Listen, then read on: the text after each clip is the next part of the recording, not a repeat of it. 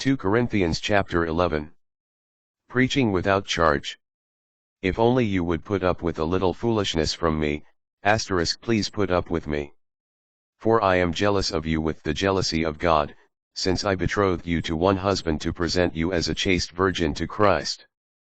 But I am afraid that, as the serpent deceived Eve by his cunning, your thoughts may be corrupted from a sincere and pure commitment to Christ. For if someone comes and preaches another Jesus than the one we preached, or if you receive a different spirit from the one you received or a different gospel from the one you accepted, you put up with it well enough. For I think that I am not in any way inferior to these super apostles. Even if I am untrained in speaking, I am not so in knowledge. In every way we have made this plain to you in all things. Did I make a mistake when I humbled myself so that you might be exalted, because I preached the gospel of God to you without charge?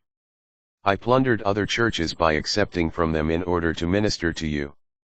And when I was with you and in need, I did not burden anyone, for the brothers who came from Macedonia supplied my needs.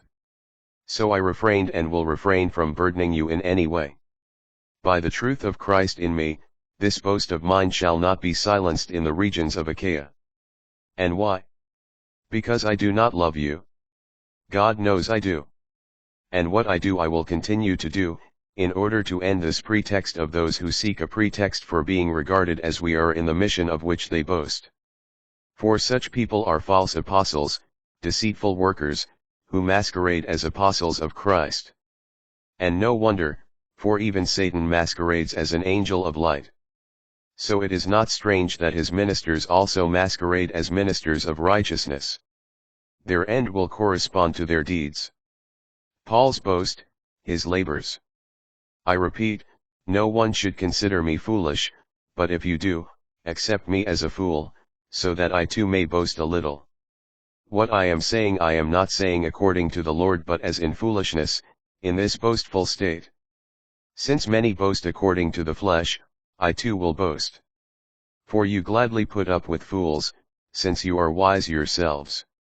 For you put up with it if someone enslaves you, or devours you, or gets the better of you, or puts on airs, or slaps you in the face. To my shame I say that we were too weak. But what anyone dares to boast of I am speaking in foolishness I also dare. Are they Hebrews? So am I. Are they Israelites? So am I. Are they descendants of Abraham? So am I. Are they ministers of Christ? I am talking like an insane person. I am still more, with far greater labors, far more imprisonments, far worse beatings, and numerous brushes with death. 5 times at the hands of the Jews I received 40 lashes minus 1. 3 times I was beaten with rods, once I was stoned, 3 times I was shipwrecked, I passed a night and a day on the deep. On frequent journeys, in dangers from rivers, dangers from robbers, dangers from my own race, dangers from Gentiles, dangers in the city, dangers in the wilderness, dangers at sea, dangers among false brothers.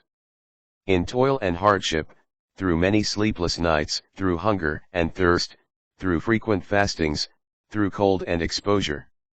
And apart from these things, there is the daily pressure upon me of my anxiety for all the churches. Who is weak, and I am not weak? Who is led to sin, and I am not indignant? Paul's boast, his weakness. If I must boast, I will boast of the things that show my weakness. The God and Father of the Lord Jesus knows, he who is blessed forever, that I do not lie. At Damascus, the governor under King Aretas guarded the city of Damascus, in order to seize me. But I was lowered in a basket through a window in the wall and escaped his hands.